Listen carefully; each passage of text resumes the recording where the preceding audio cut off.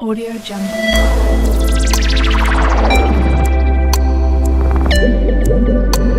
Audio Jungle.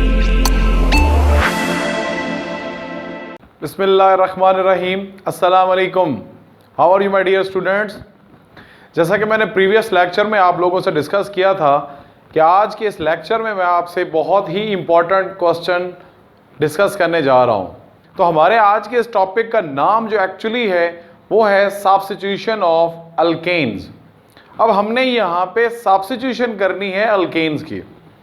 Substitution होता क्या है? सब्स्टिट्यूशन बेसिकली रिप्लेसमेंट होती है कार्बन के साथ जो भी एटम अटैच होते हैं इन अ सबस्ट्रेट। जैसे मैं अल्केन्स की बात कर रहा हूं तो उसमें मीथेन हो सकता है, इथेन हो सकता है। तो उस सबस्ट्रेट में मौजूद कार्बन के साथ जो हाइड्रोजन होगा उसको अगर मैं रिप्लेस करूंगा विद एनी अदर ग्रुप या ग्रुप ऑफ एटम्स के साथ, तो वो हमें क्या कहलाएगा? सब्स्टिट्यूशन ऑफ अल्केन्स या सिंपली सब्स्टिट्यूशन। तो हम यहाँ पे जो प्रोसेस करेंगे सब्स्टिट्यूशन का वो आपने याद रखना है, वो हम रेडिकल सब्स्टिट्यूशन करेंगे। अब रेडिकल यहाँ पे क्या होता है? जिसके ऊपर अनपेयर्ड इलेक्ट्रॉन हो, या हम सिंपली यूं भी कह सकते हैं जो हमारे पास atom odd number of electrons रखता होगा वो रेडिकल या फ्री रेडिकल कहलाएगा। अब हम देख लेते हैं कि सब्स्टिट्यूशन बेसिकली मैं किस तरह से करने चाह रहा हूं। तो आप देखें हमारे पास जो सब्स्टिट्यूशन होती है उसका कुछ इस तरह से, मेरे पास अगर कोई सबस्ट्रेट है जैसा कि मीथेन। अब मीथेन को जब मैं क्या करूंगा, उसमें क्लोरीन फॉर एग्जांपल अगर डाल रहा हूं या ब्रोमीन भी ऐड कर सकता हूं इन द प्रेजेंस ऑफ। अब देखें जो हमारे पास जो फ्री रेडिकल के सब्स्टिट्यूशन रिएक्शंस होते हैं उसके लिए हमें यूवी लाइट, उसके लिए सनलाइट या हाई टेम्परेचर का होना मस्ट होता है। सो आपने हमेशा एरो के ऊपर यूवी लाइट लिख लें, सनलाइट लिख लें, एच वी भी उसी चीज को रिप्रेजेंट कर रहा होता है। अगर आप ये मेंशन नहीं करेंगे तो एग्जामिनर आपको उसका क्रेडिट नहीं देगा, आपको मार्क्स नहीं मिलेंगे, क्योंकि ये कंडीशन लिखना मस्ट होगी फॉर दिस ऑर्गेनिक रिएक्शन। अब हमने देखना क्या है, CH3Cl2, तो हमारे पास प्रोडक्ट क्या बनता है? CH3Cl plus HCl। अगर आप इस रिएक्शन में देखें तो आपको समझ आएगी कि मैं CH4 में से मैंने एक हाइड्रोजन को निकाल दिया है। जब इसमें से एक हाइड्रोजन निकल गया तो मेरे पास टोटल हाइड्रोजन कितने रह गए? 3।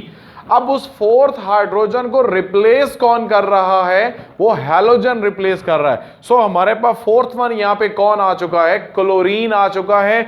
और हमारे पास वो जो हाइड्रोजन था वो सेकंड Cl से मिलके क्या बना रहा है? Hydrochloric acid. और ये जो हमारे पास प्रोडक्ट बना ये हमारे पास अल्काइल हैलाइड है। इसका नाम क्या होना चाहिए? दिस इज मिथाइल क्लोराइड हम इसको कह सकते हैं, या इसका दूसरा नाम क्या होता है? This is chloromethane. सो ये मैंने जो आपको बताया है सब्स्टिट्यूशन रिएक्शन के बारे में एक जर्नली, चूंकि मेरा आज का जो रिएक्शन था वो क्या था? Radical substitution reaction. सो उसमें मैंने ये चीज आपसे डिस्कस की। अब मैं चलता हूं आगे। जो मेरे पास थोड़ा सा यहाँ पे जो मैंने आपको एक कॉन्सेप्ट लिख रखा है homolytic and heterolytic bond fission के बारे में। सो ये चीज आपके साथ डिस्कस करना बहुत ज्यादा इंपॉर्टेंट है, बहुत ज्यादा जरूरी भी है यहाँ पे। अब देखें होमोलाइसिस एंड हेटेरोलाइसिस ये एक्चुअली होता क्या है? अब देखें हमने जो ये रिएक्शन करना है उसके अंदर हमें हैलोजन की जरूरत पड़ेगी।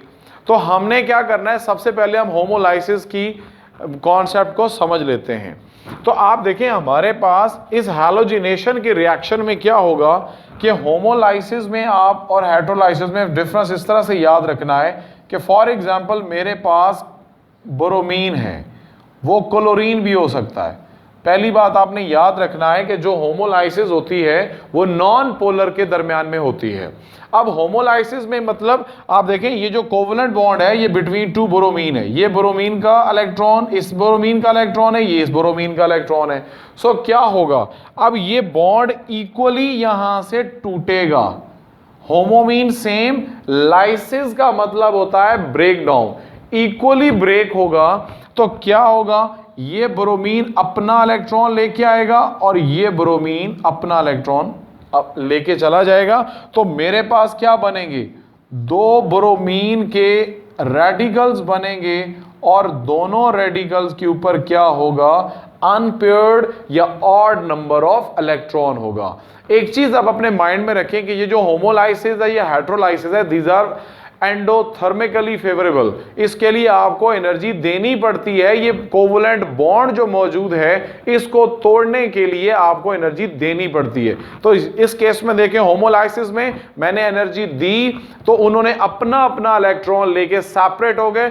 Now these radicals are actually free radicals. और आप याद रखें कि जो हैलोजिनेशन का प्रोसेस है अल्केन्स के केस में, ये फ्री रेडिकल सब्स्टिट्यूशन रिएक्शन है। हमें फ्री रेडिकल की जरूरत पड़ती है और फ्री रेडिकल नॉन पोलर से बने। अब हम चलते हैं हेट्रोलाइसिस। तो आपने देखा कि इसमें आपके पास जो रेडिकल बना इसके ऊपर कोई चार्ज नहीं होता और ये नॉन पोलर्स के दरमियान में था। जबकि अगर मैं इस केस में आऊं तो मेरे पास देखें, सबसे पहले आपने देखना है कि यहां पे आपके पास पोलर कंपाउंड होगा।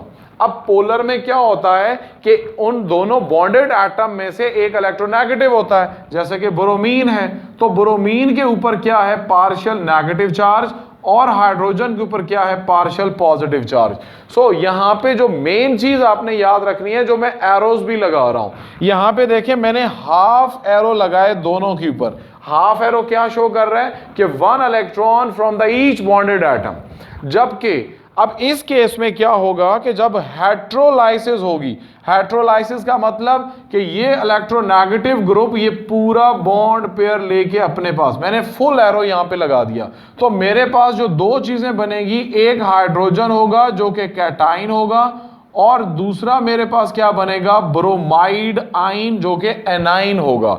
तो आप देखें हेट्रोलाइसिस से हमेशा आइन्स बनते हैं, जो इसमें भी कोवलेंट बॉन्ड आपने तोड़ा तो इलेक्ट्रोनेगेटिव बॉन्ड पेयर को अपनी तरफ ले गया। सो हमारे पास आइन्स बने किस केस में, हेट्रोलाइसिस। बॉन्ड फिजन, फिजन भी ब्रेकडाउन को कहते हैं। तो हम उन बॉन्ड्स को तोड़ के या रेडिकल्स बना रहे हैं होमोलाइसिस की मदद से, या हम क्या बना रहे हैं, आइन्स बना रहे हैं विद द हेल्प ऑफ हेट्रोलाइसिस। सो ये कॉन्सेप्ट आपके माइंड में होना जरूरी था।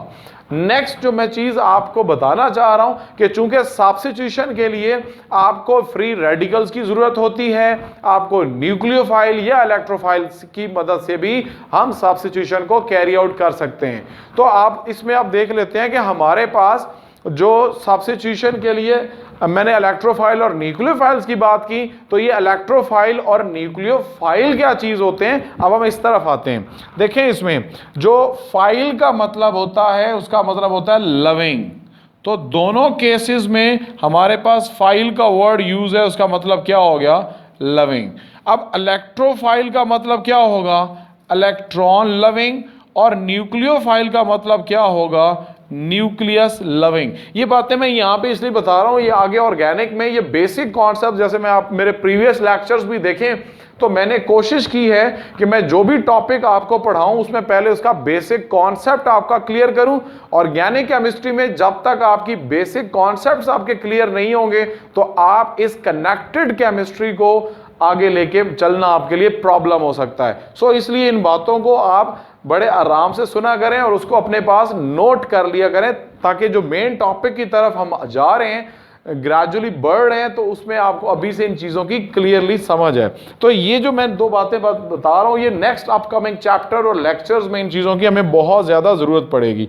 सो इलेक्ट्रॉन लविंग, जो इलेक्ट्रॉन की ख्वाहिश कर रहा है, इट मीन्स उसके पास इलेक्ट्रॉन की डेफिशिएंसी है। अब डेफिशिएंसी किसके पास होती है, जो या तो कैटाइन हो, या अगर कैटाइन नहीं भी है तो सेंट्रल मेटल एटम के ऊपर इलेक्ट्रॉन की डेफिशिएंसी होनी चाहिए। तो पहली चीज आपने याद रखनी है कि इलेक्ट्रोफाइल के ऊपर हमेशा पॉजिटिव चार्ज होता है, पॉजिटिव नहीं होगा तो न्यूट्रल होगा, तो सेंट्रल देखना पड़ेगा, लेकिन मोस्टली आपने उसका चार्ज देख के उसको फाइंड आउट करना होता है। जो न्यूक्लियोफाइल होता है, अब देखें जो न्यूक्लियस लविंग है, जो न्यूक्लियस को ढूंढ रहा है, तो उसके ऊपर कौन सा चार्ज होगा, क्योंकि न्यूक्लियस में पॉजिटिव चार्ज होता है, तो nucleophile having a negative charge. और ये भी अगर हमारे पास न्यूट्रल है तो न्यूट्रल में सेंट्रल एटम के पास क्या होना चाहिए, कोई भी इलेक्ट्रॉन का 1, 2 या 3 लोन पेयर्स होने चाहिए, तब वो क्या कहलाएगा, न्यूक्लियोफाइल। मैं इसकी कोई एग्जांपल जल्दी से आपसे डिस्कस कर लेता हूं। आप देखें जैसे मैंने आपको इलेक्ट्रोफाइल की एग्जांपल दी कि वो उसके ऊपर पॉजिटिव चार्ज होता है, तो वो आप लिख सकते हैं H प्लस को आप कह सकते हैं। अगर क्लोरीन के ऊपर आपके पास प्लस साइन आ जाए, ब्रोमीन के ऊपर आपके पास साइन आ जाए। इसी तरह अगर मैं बात करूं न्यूट्रल्स की, तो न्यूट्रल एटम में आप देख सकते हैं BF3 नॉर्मली आप देख सकते हैं। उसके बाद आप लोग यहाँ पे AlCl3 देखें, इसमें बोरॉन और aluminium belongs to third group, तो हमारे पास उसमें क्या होता है कि वो इलेक्ट्रॉन डेफिशिएंट हैं, तो इसलिए वो इलेक्ट्रॉन को क्या करेंगे, इलेक्ट्रोफाइल के तौर पे इलेक्ट्रॉन लविंग होंगे। न्यूक्लियोफाइल में जैसे मैंने बोला इनके ऊपर नेगेटिव चार्ज होता है, तो वो कौन हो सकते हैं, अगर इसी क्लोरीन के ऊपर नेगेटिव साइन आ जाए, ब्रोमीन के ऊपर नेगेटिव साइन आ जाए, OH के ऊपर नेगेटिव साइन हो, CN के ऊपर नेगेटिव साइन हो, सो दीज आर न्यूक्लियोफाइल्स। अगर न्यूट्रल हो तो हमारे पास क्या हो सकते हैं, अमोनिया हो सकता है, अमोनिया में नाइट्रोजन के ऊपर एक लोन पेयर है, वाटर हो सकता है, वाटर के पास ऑक्सीजन सेंट्रल एटम है, उसके पास 2 लोन पेयर्स हो सकते हैं। सो ये हमारे पास यहाँ पे एक और चीज़ भी मैं आपको इंटरेस्टिंगली डिस्कस करता चलूँ कि जो पॉजिटिव चार्ज वाले आइंस होते हैं उनके एंड में हमेशा EM का वर्ड यूज़ होता है।